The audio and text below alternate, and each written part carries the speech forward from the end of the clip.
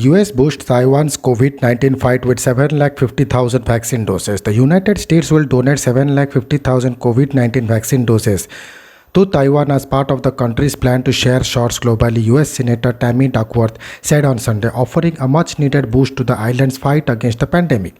Taiwan is dealing with a spike in domestic cases but has been affected since, like many places, by global vaccine shortage. Only 3% of its 23.5 million people have been vaccinated, with most getting only the first shot of 2 needed. Speaking at Taipei's downtown Songshan Airport after arriving after a 3-hour visit with fellow senators Dan Sullivan and Christopher Coons, Duckworth said Taiwan would be getting 750,000 doses as part of its first tranche of US donations. It was critical to the United States that Taiwan be included in the first group to receive vaccines because we recognize your urgent need and we value the partnership, she said at a news conference after the group arrived from South Korea.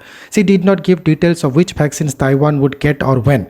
Taiwan has complained about China, which claims democratically rule island as its own, trying to block the island from accessing vaccines internationally, which Beijing has denied. Standing by Duckworth's side, Taiwan Foreign Minister Joseph Wu thanked the United States for the donation.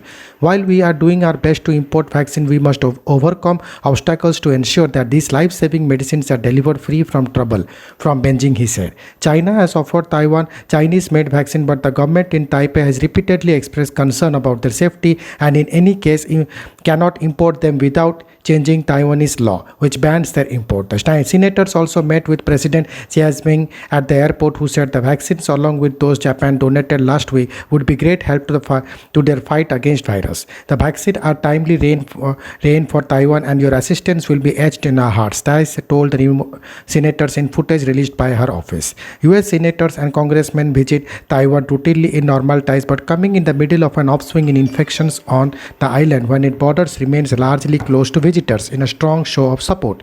Unusually, they also arrive on a US Air Force C-17 Globemaster III freighter rather than a private jet, as is generally the case for senior US visitors.